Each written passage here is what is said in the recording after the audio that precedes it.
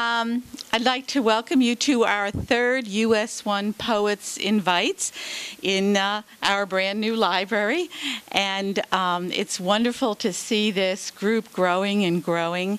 And we hope you continue to grow and share poetry. I'm Susan Roth. I'm the Reader Services Coordinator here at the library.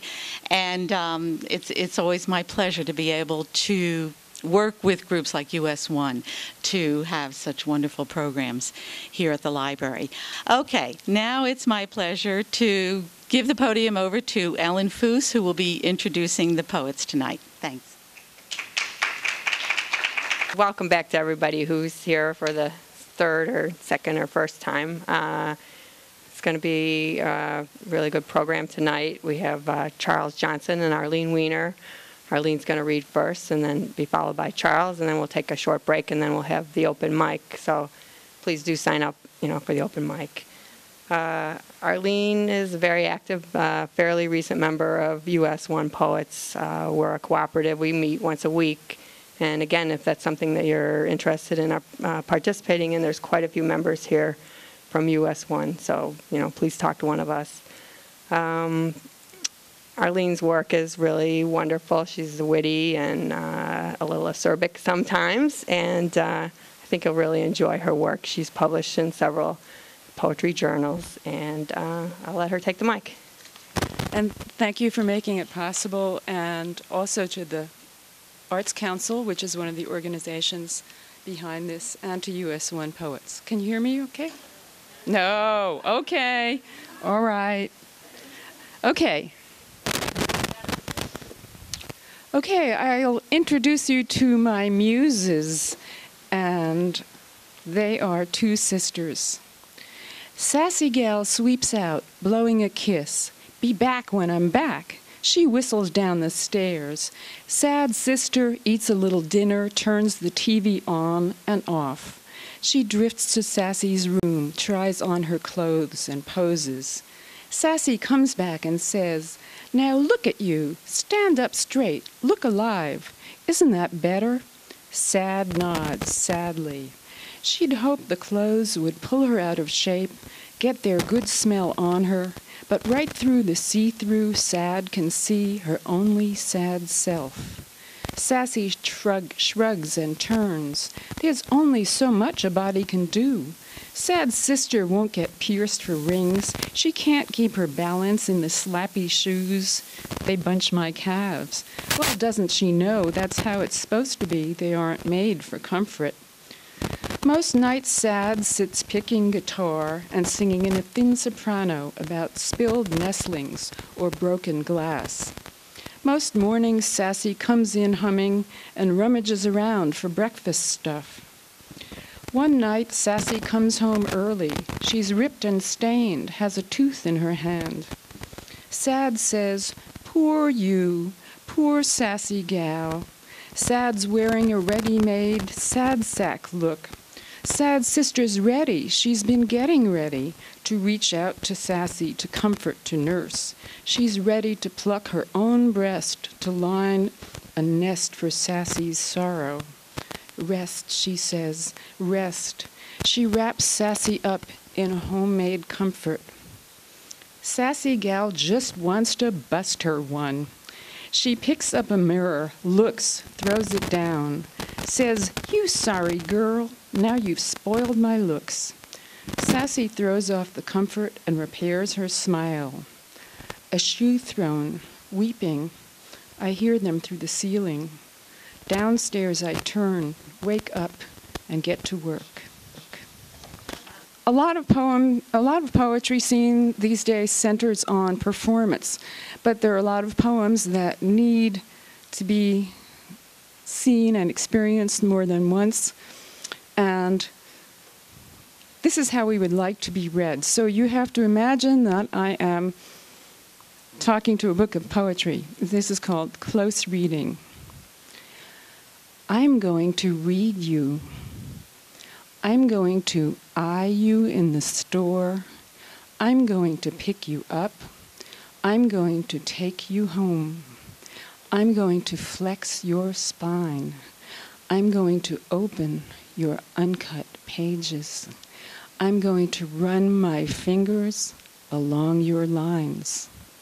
Yes, I'm going to move my lips.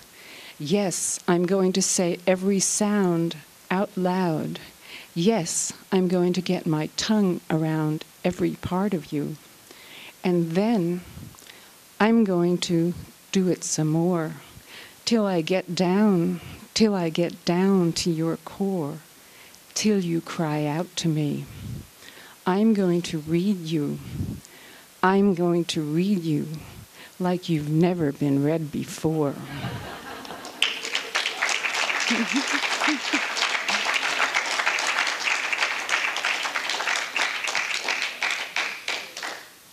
Silences, the honeyed trapezoids on the blue walls, these windows, beds, and parapets that are walls beyond which some sort of life seems to occur.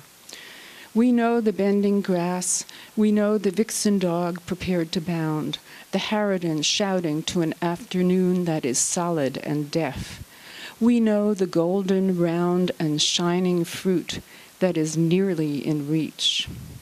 The eye yearns for the fragrance of the fruit. The parched eye crosses into the hot, dark wood. The eye strains to hear what the grass says to the unseen sea. The bedhead, parapet, road, uncrossable. The framed night window, the grassy space. Yet sometimes a woman leans toward you, thinking of something else, her white arm reaching, placing the fruit, or casually draped on the table. And sometimes her arm seems to you a white bridge breaking the glass of the afternoon, promising fragrance. Frail bridge, it is never enough, never able to bear your whole weight over into the music. And I look at you out of the frame of the black doorway, my red mouth sipping the first smoke of the day.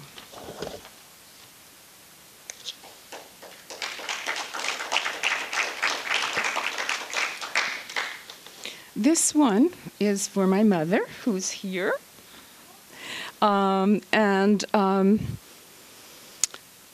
It starts with Vermeer because my husband and son and I went to the Vermeer exhibit during that extremely cold weather when the government had shut down in Washington. And people were just jamming the rooms and peering at the pictures. And what they were peering at, I think, and what they were celebrating, of course, Vermeer, stunning, wonderful, but also his taking the ordinary things that ordinary women were doing and making that his subject. So, a craft. And this appeared in the Louisville Review. Vermeer's lace-maker's hands, as she bends to her bobbin, were blessed by a milky light, but your knuckles dance, complicating a string in mere air, mirrored in windows of permanent night. The subway roars and screeches. Turn towards somebody's talk. Your face takes no notice as your fingers row autonomous, knotting a net. A hook rocks in your right hand, catches a twist from the left, and grows an endless coil, a snail, saucer, bowl, almost a globe. And caught in it will flash sequins like dimes, silver night fish. You are making a hat for Othello's head, or crystals. It will cradle the skull. Your web will keep them warm in a New York winter. The knack of this, the skill, the keeping at it.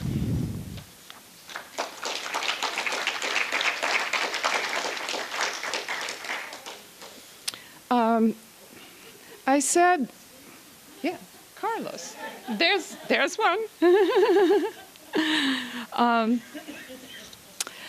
Over the years, well, and at a period even when I was doing about one poem every 5 years or less, but over the years I've written a lot of poems with an office setting. And I kind of think of them together as Office Suite, and it's a little bit like the Spoon River Anthology. Each one has a different speaker, and they have different forms. And this one's called Identification. My so-called badge hung around my neck, lolls like a dog's tongue, flaps, and accompanies my steps with taps against a buckle. I like it, the crisp rhythm saying, "Here I am," when I go forth and back along the carpeted hall. Does it make up for some lack, phallic or scrotal? What it's intended for is to pass me through the sanctified doors of my employer. At first it hung too high and I bobbed at every portal. Now I miss that right of genuflection. At every threshold, out or in, I show it for inspection to a red eye till it winks green. Sometimes there's a wait. After the efficiency lecture, we spent 0.05 times 88 factorial hours at the gate. Meanwhile, at home, I come and go at will without a shrill alarm. No mezuzah is nailed to the jamb in sign of the blood of the Lamb. Security does not come for good or ill. Okay, and this one, Kate says this one. This needs a little explanation because it's become obsolete. It's called While You Were Out, and at one time there were these ubiquitous little forms that secretaries filled out. It wasn't so long ago to say that you had gotten a phone call, but now everybody has voicemail. So, I think the manufacturer must have gone out of business. So, While You Were Out. And this is sort of a Petrarchan sonnet. Bad news, boy chick. The girlfriend just checked if you'd be in town. That was no chat. That chick doesn't waste time, doesn't miss a trick. With your back turned now, I know you can expect the gold-plated shaft. She'll borrow your car or maybe your flat. You may find it wrecked or maybe just used, or you'll never suspect. Things aren't what they were. Things are what they are. I feel such a loser. I feel so bruised. Well, we lived and laughed, and how? We cruised with the top put down when it was warm all around the town. Now, back to the form. While you were out, Lindsay called. The time, the date. I'll check, left no message. We'll call back. Kate.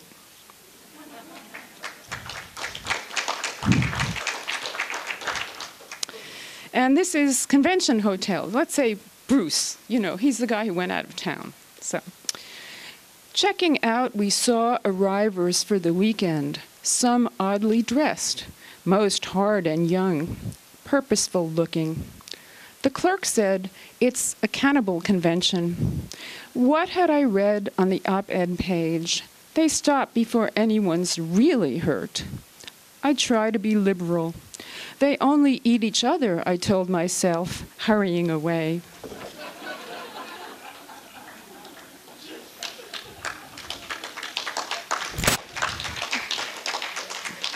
This is the oldest one that I'm going to read. It's really old, and it's the most formal one. Snow White is passed over for promotion. We sad, intelligent dwarfs working away in the dark have thought that bright eyes, sweetness of temper, ease, surely must make their mark and be the choice of the wise. So in the dark by halves we dug and tarried, not hoping ourselves to arise, jealously helping array our princess to be married to the inevitable prize. We wouldn't have guessed for a second we'd keep her for ourselves. The prince, to our surprise, rode by her without praising. A princess among elves? What bumpkin lies! The world's not as we reckoned. We learned old stories' logic. Virtue is recognized, however humbly disguised, but modern-day magic is merchandised. Okay, poetry for poets. I gilded the company shit until they believed my press releases and paid me in gold-plated shit. And I too began to believe, and I asked for more shit, and they refused me. I'm through casting pearls before swine. From here on in, my poetry is for poets. I'm casting my pearls before oysters. They may not need it, they may just sit and not open up, but they know that it takes gut, muscle, grit to make pearls.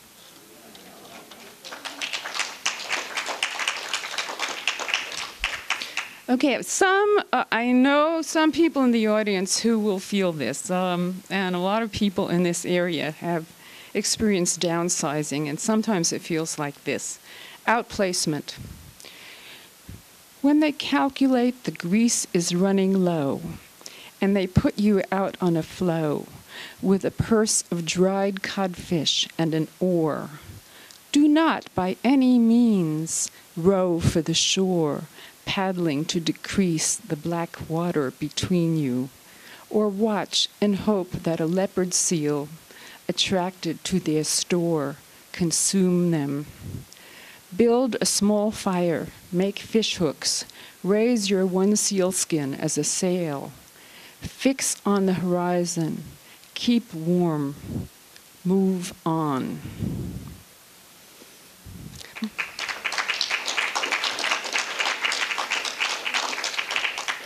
My son, and I think he has a point, said, I kind of like the leopard seal plan.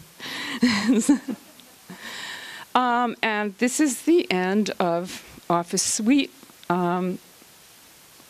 Misrule. The boss is dead. Castanets in the conference room. Saxophones at the oval table. A sweet brown fox jumps the broom with a lazy dog. 3 boxes on the org chart form a breakaway republic. The janitor in his closet studies calculus. Now is the time for a party. When you call the law department, a voice says, press now for yes. Yes, says the voice, yes, press now. The boss's assistant passes out vouchers to all good men and bad. She's sending out memos with visible erasures. She says, take the rest of the week off. She says, you're the chief operating officer, to everyone. A van is waiting. Its open doors say feral excess. The tall, pale boss has died. Now is the time to exercise your options, but the system is down. In the corridor, the woman from customer relations passes without the quick, disarming smile. The building is emptying out. A couple of young new hires go slow, saying, the boss was handsome, missing the free sodas, the stingy praise. You take the elevator to the basement. You see the eye of the custodian's cat, who winks and says, the boss was never alive, poor man, and says, I am the chief operating officer. Take the rest of your life.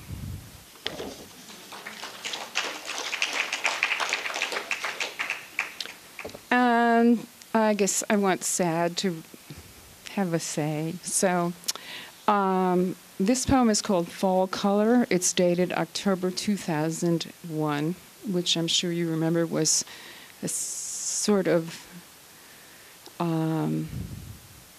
startlingly beautiful weather. Fall Color. I was in Pittsburgh at the time, so I was in Pittsburgh, and that's where I lived. I am thinking of my father's slow decline as I walk past Mark's house, his sluggish heart, his wine-colored legs, and my mother's call to say he's spitting up blood. In Mark's yard, his 2 trees have begun to turn, one before the other. They burn salmon against a perfect sky. Beautiful. I must call my mother, fly or drive to New York. It's still warm, and most of the trees are holding their leaves, green, except those stressed by drought or disease. Soon all of them will learn what Mark's trees know. But I put by that knowledge for winter and enjoy their unusual flame for this time. I think of calling Mark to say, in March, take your son out in the cold, tap the stripped trees, let him put out his tongue for the slow run of sweet sap.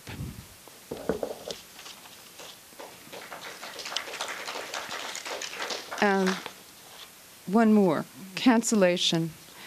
Dear Sir or Madam, I seem inadvertently to have signed up or been signed up for the Death of the Month Club, and the deaths have been coming so frequently that I haven't had time to say stop. I now have more than enough deaths to last my lifetime and can give scant attention even to the important deaths that everyone's talking about, the deaths long awaited or overnight sensations, precocious deaths.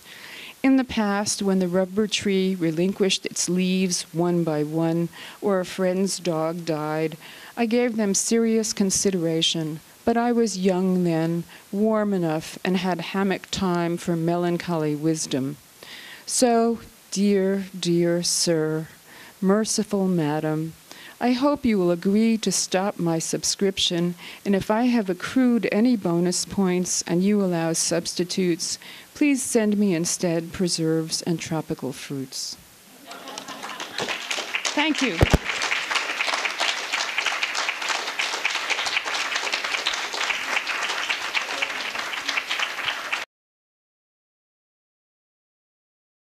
Welcome to the open mic.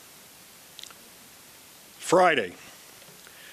With a mind like a floating white cloud, fit to deal with libraries and labyrinths, even Wittgenstein's geometry of color, or the image of Greece's dried-out mask of a face terminally ill at 39, two people without dislike or suspicion. Next door is an Encyclopedia Britannica in the trash of libertarian neighbors who discourage their kids' sociability. It's so difficult to tell anybody why when trying to explain how Beethoven on his deathbed spent hours perusing dismally unneurotic Handel scores, explain Bach and Palestrina and Mozart. Perhaps Mr. Haydn, most of all. They mimic cheetahs on the Serengeti, serenely quiet in the grass at rest, now like Picasso, and Saint-Tropez shielding a candle with his hand, watching his son's manic dance. Monday. Down St. James in the rain, we know we will have clear indecisis of a tangible culture quest, muddy shoes from Parliament Hill, coming off Hampstead Heath, misunderstand a family's hot, there in the drisk with hats and boots. Roz says it has to do with a kind of cabotage. To drive past a prison like the one on Pretoria's Peytonville Road, its old tan plaster colonial walls. But the clouds are here, no sun, nowhere to run. They've put their hockey fields, duck pond walks on top of St. Albans Roman Forum Marketplace, the grass a coverlet mulching the hypocaust and dragon's teeth buried here like more spring bulbs, fields of potsherds and coins ground in by cleats, where lies one British formula for continuity. Messages forever runic scrawled under stones on stones to countermand chance awareness. Some have of fragile portents and wavered ends. Thanks. Okay. I wasn't going to read this one, but the idea that a haiku is about mashing nature and a human emotion, not just about 17 syllables, is really what Charles was working from. And I recently wrote a rather long poem, one page, using that haiku idea, but it's not a haiku. It's called Playing Favorites. The great biologist of the eye of octopi never took my point that ocular and octopus walked hand in hand in hand in hand.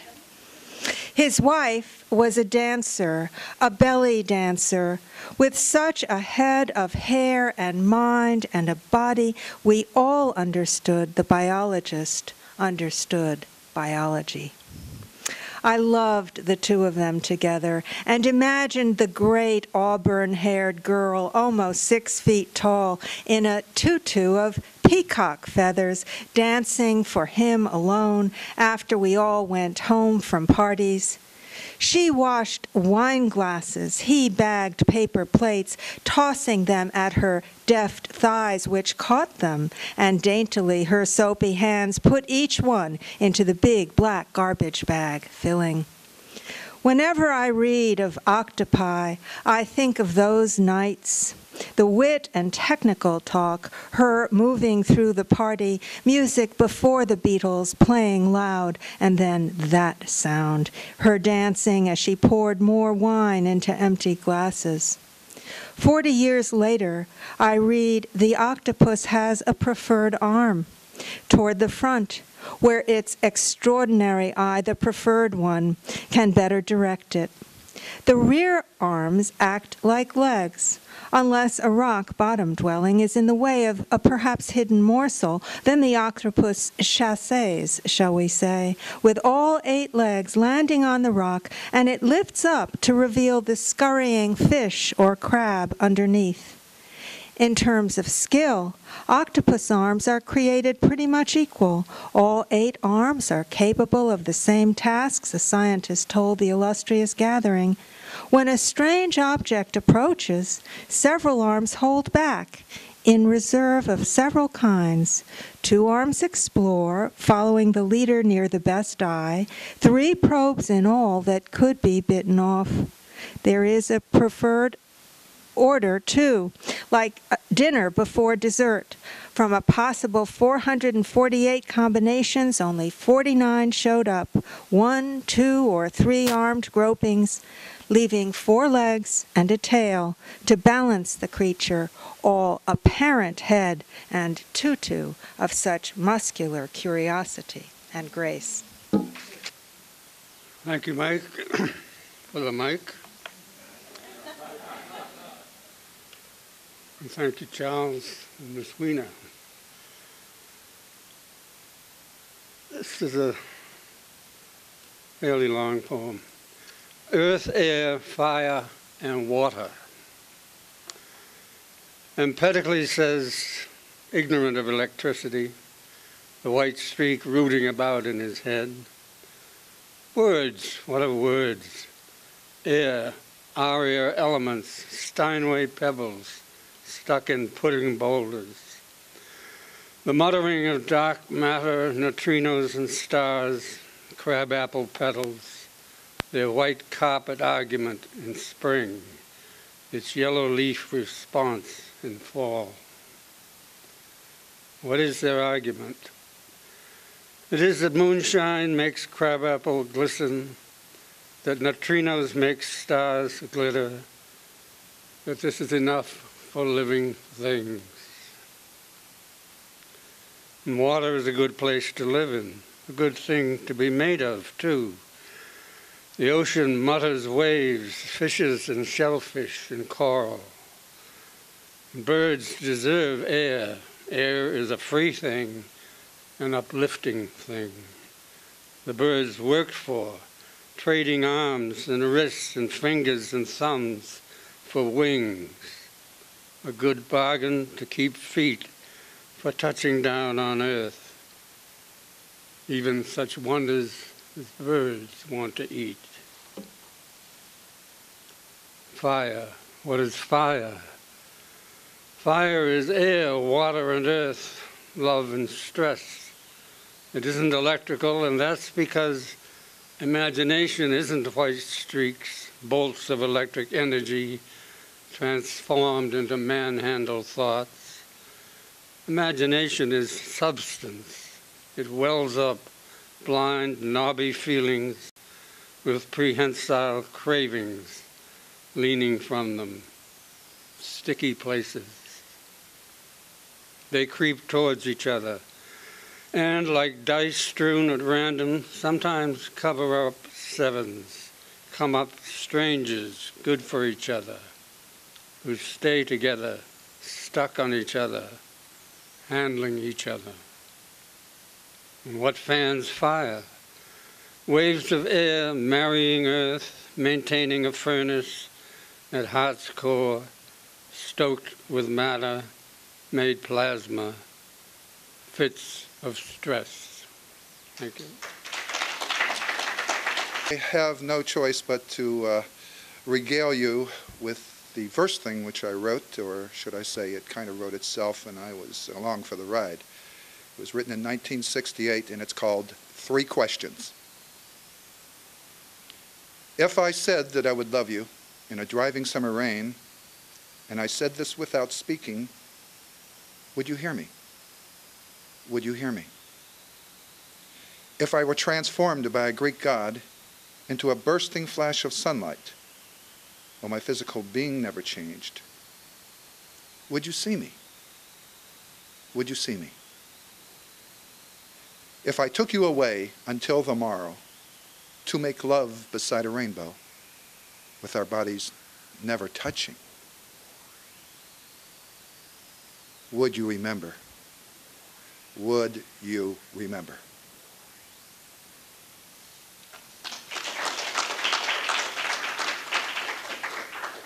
I segue into the most recent written, thought through, created groups of lines, words that have a meaning that's especially relevant with the holiday coming up. I call it road rage.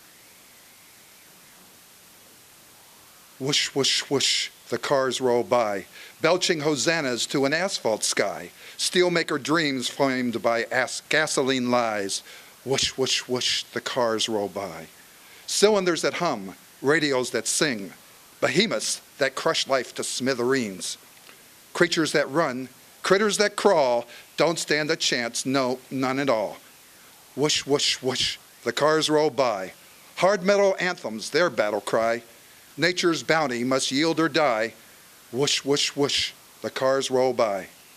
Over the years, their dimensions grow. More power, more height, more alter ego. A squeal of brakes, a heart-sickening scream. Young lives twisted on 413. Whoosh, whoosh, whoosh, the cars roll by, invading the promise of our pilgrim's pride. How can we celebrate the 4th of July when whoosh, whoosh, whoosh, the cars roll by?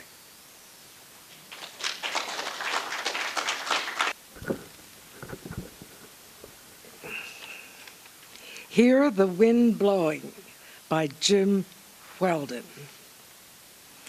Born naked with a will to soar as I, the spruce's winged seed, must mine the clod we're moved despite our dusty lot to fly. The winged seed must fall, not hunt the sky. To grow it must be wholed, it must be trod, born naked with a will to soar as I. A seed that kited in the sky must pry the dark of that same earth I have to plod. We're moved, despite our dusty lot, to fly. Its fibrous upward thrust becomes a cry, whistled in branches, wind ripped and sawed, born naked with a will to soar as I. We rasp and thrum, the singing gone awry, that tugs on anchored beings, mortal flawed, we're moved, despite our dusty lot to fly.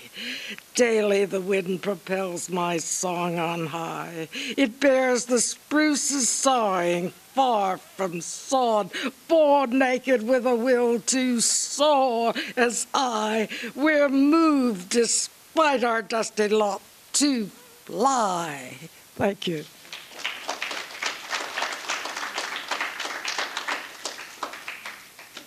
It's Pat Cortez, and I have a short poem I'd like to share tonight. It's called To the Stars, a Prayer. Far above, near God in the midnight, they are the moon's companions, ancient pointers of the way. They do not rise, but give their own light to the wanderer below. O stars, are you truly signs of God's way? That's it. Thank you. I'm Amadeo Diadamo.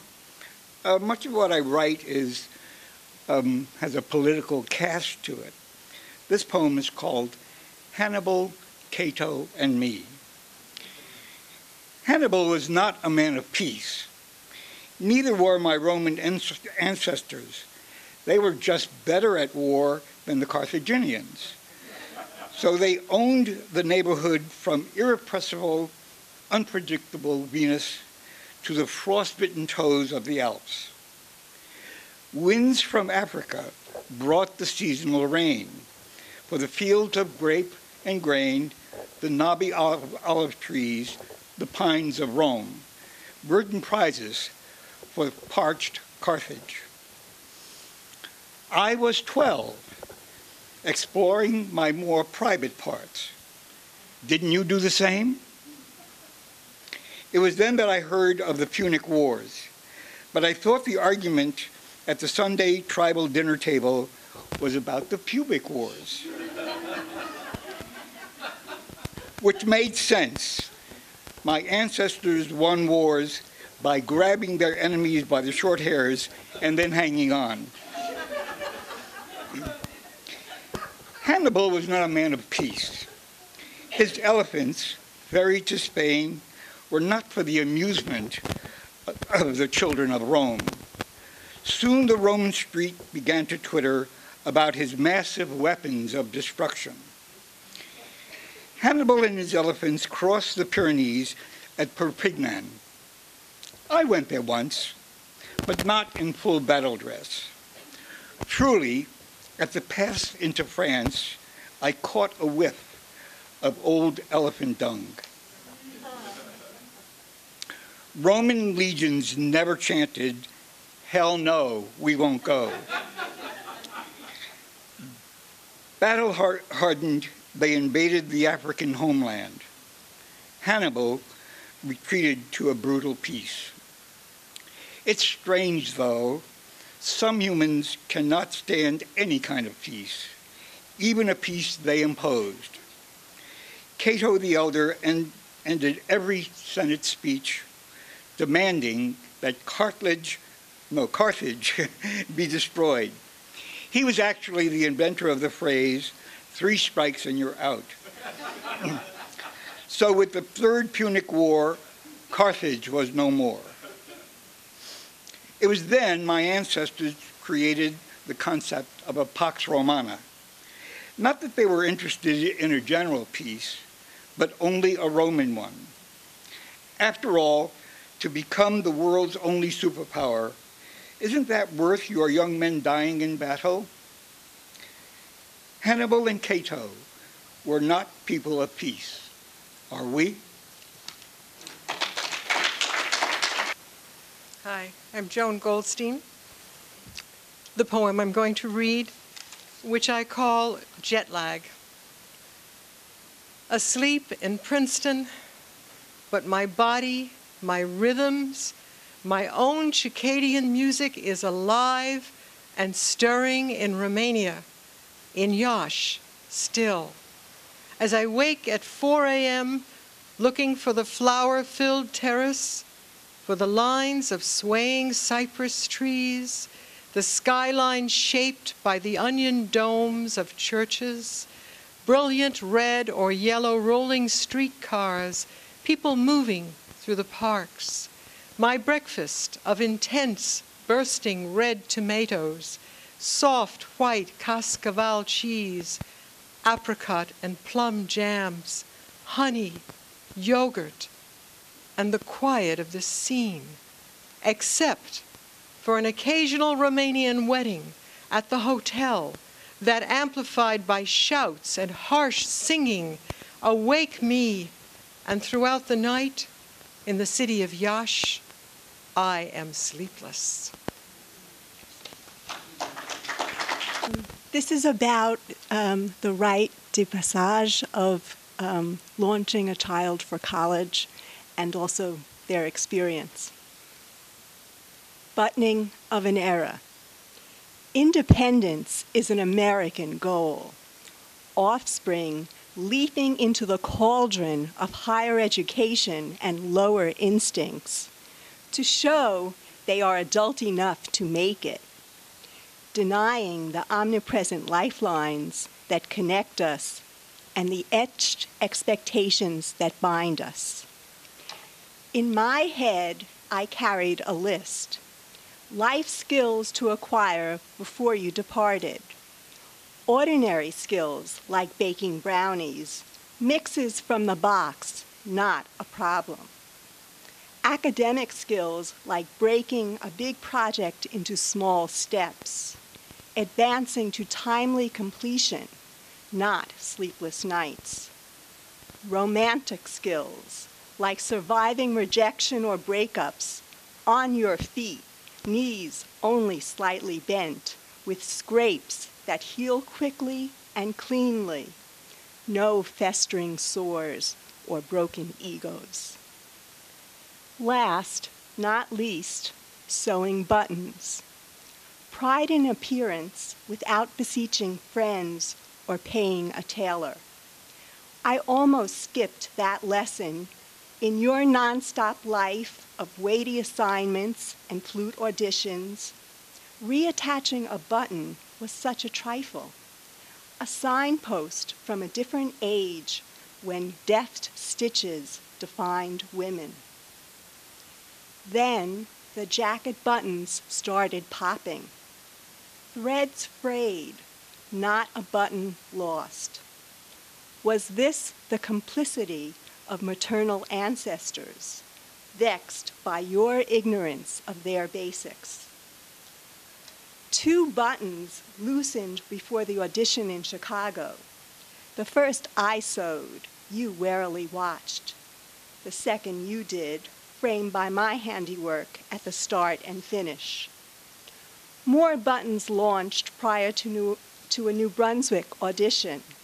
You tackled these with reluctant familiarity, with me in the room for support. I could hardly believe it. 2 more fell as you readied for Montreal. With not too much prodding, you managed this junction in your room unaided.